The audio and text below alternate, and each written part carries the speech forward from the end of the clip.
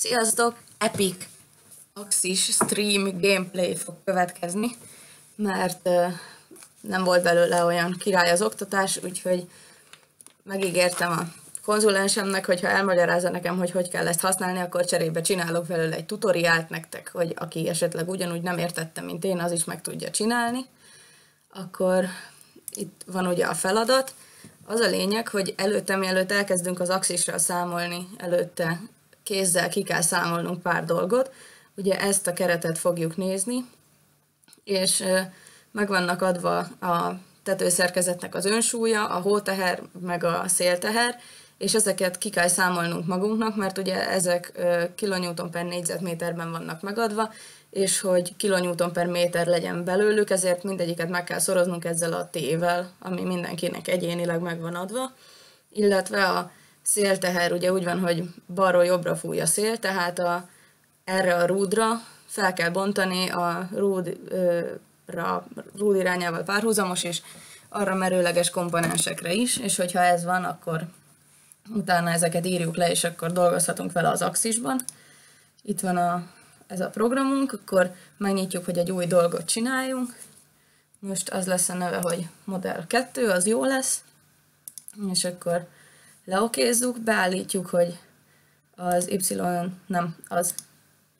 a ZX síkban legyünk, mert így fogunk számolni, és először is felrajzoljuk a keretnek az alakját vonallal. Itt van a nullánk, és azt mondja, hogy ez egy 8 méter hosszú dolog, tehát beállítjuk ide, hogy 8 méter hosszú legyen, és a közepe az pedig 7 méter magas.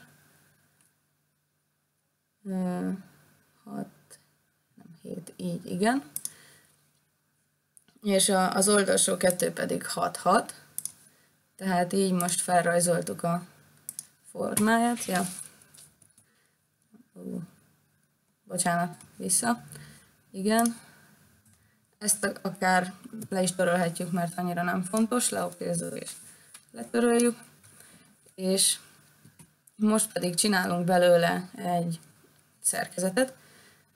Tehát ide megyünk az elemekre, ahol kiválasztjuk ezt a rudat, hogy függőleges rúd legyen, megadjuk igen, nincsen neki szelvénye, tehát kiválasztunk egyet, mivel ez nem volt megadva, ezért most ilyen IPE 400-as lesz, mert úgy beszéltük a konzulensemmel, hogy ez teljesen mindegy, igazából csak a keret súlyába fog beleszólni, és az most nem számít, hogy ez mennyi lesz.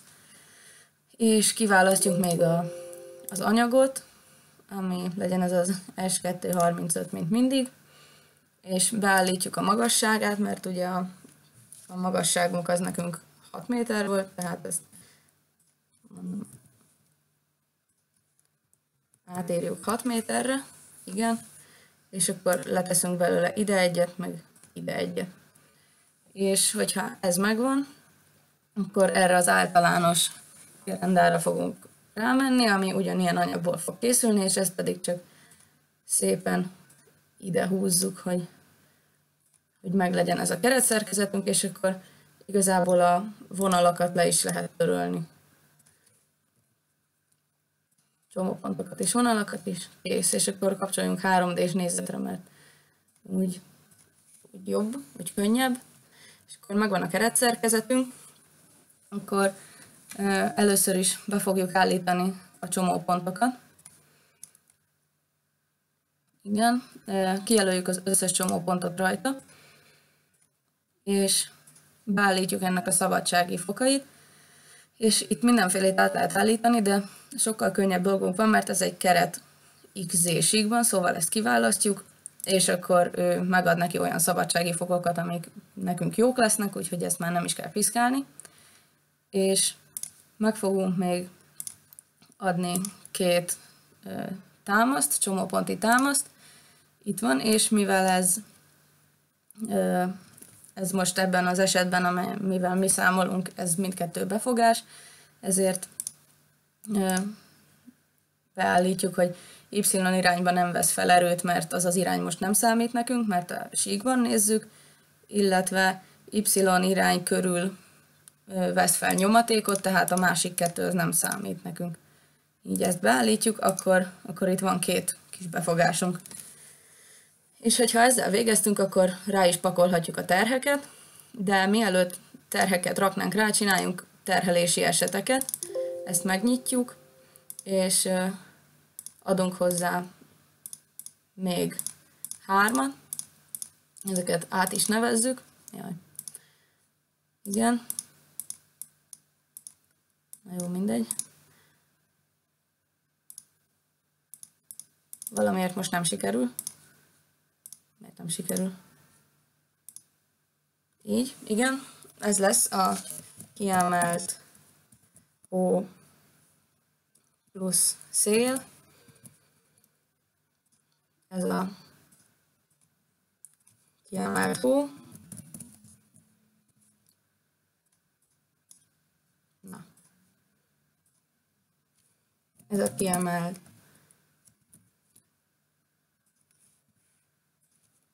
szél plusz hó. Ez pedig a kiemelt szél. Ezeket, aki volt az oktatáson, az látta, hogy ezt megbeszéltük. Aki nem érti, az gondolja végig. Az a lényeg, hogy mindig az egyik teher az kiemelt lesz, és a másikat pedig vagy hozzáadjuk, vagy nem. És ez azért különbözik, mert másmilyen biztonsági tényezővel fogjuk beszorozni. És először is minden esetben rátesszük ezt a keret súlyát. Igen, az a kisokosnak a 11. oldalán vannak azok a biztonsági tényezők, és először is mindegyik terhelési esetre rátesszük a keret súlyát, ami itt az önsúly lesz, és nem az az önsúly, ami megvan adva a feladatban. Tehát így kijelölünk mindent, és rányomunk egy G-t. És akkor átmegyünk egy másik esetbe, ott is kijelöljük, és rányomunk egy G-t. Ez lehet egyszerűbben is, hogy minden teheresetre rátegye, de annyira még nem vágom ezt a programot, hogy erre így rájöjjek, úgyhogy most egyenként fogjuk mindent megcsinálni. És akkor először is csináljuk ezt a kiemelt hót, amikor nincs szél, mert ez a legegyszerűbb. Ja, és előtte még mindegyikre rá fogjuk pakolni azt az önsúlyt, ami meg van adva. Úgyhogy az önsúly ugye ezt a erre a két rúdra fog terhelni a súlya ennek a két dolognak, ennek a tetőszerkezetnek, úgyhogy itt most megadjuk neki, hogy ez itt amennyi nekünk volt, az mínusz 2,43 jött ki. Mi az?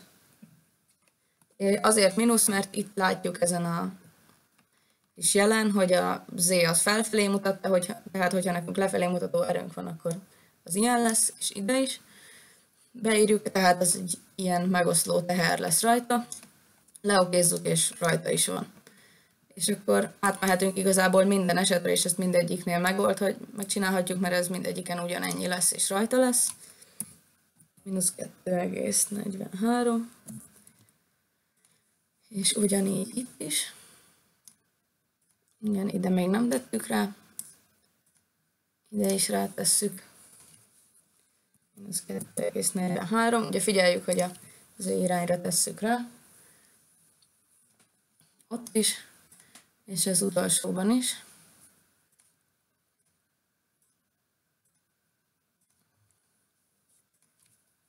Igen. Oké. És hogyha ez megvan, akkor most már foglalkozhatunk a külön esetekkel, tehát legyen a kiemelt hó, amiről az előbb is beszéltünk.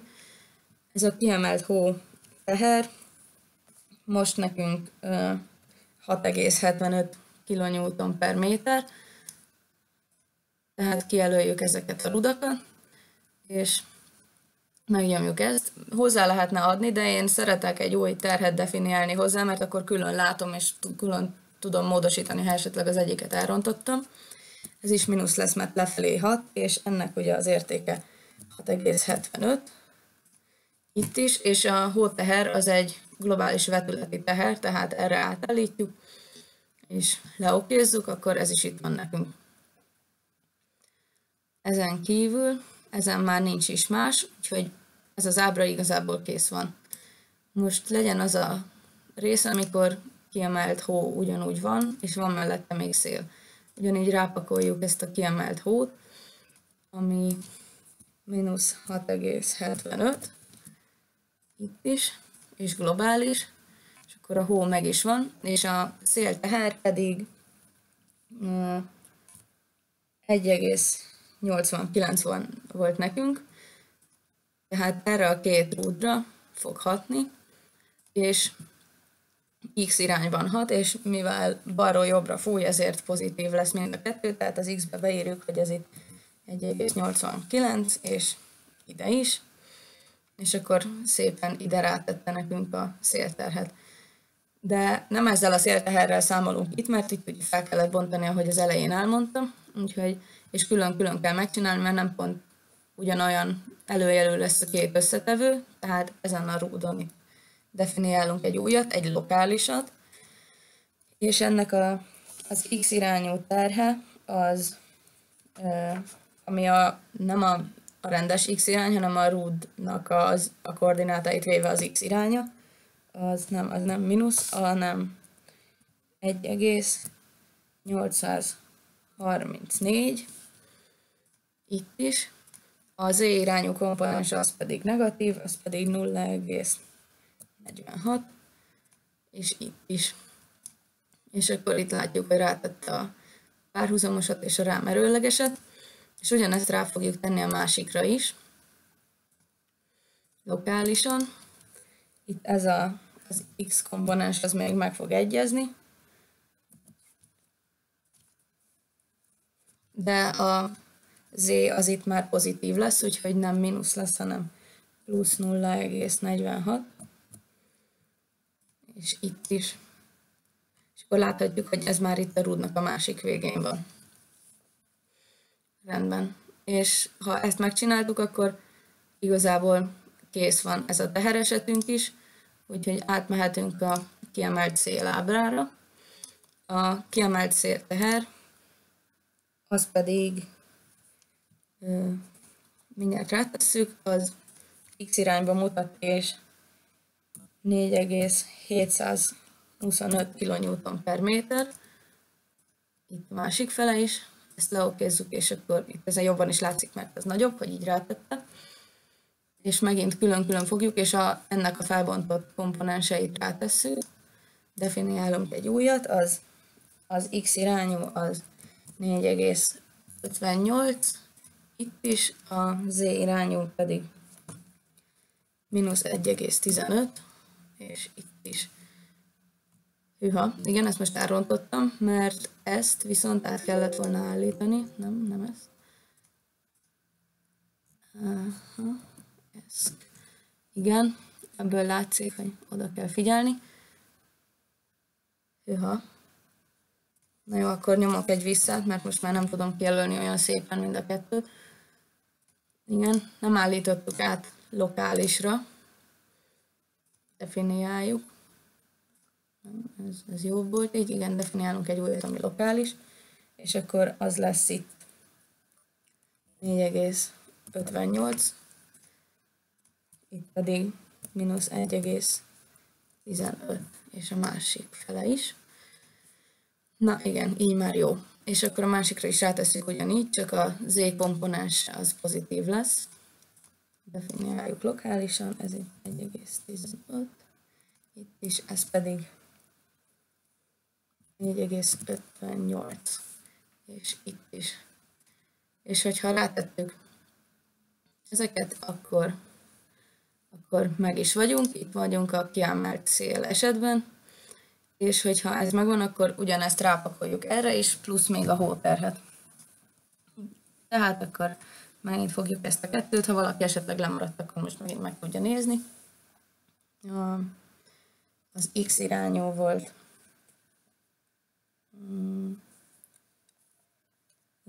ez, igen, 4,725, itt is,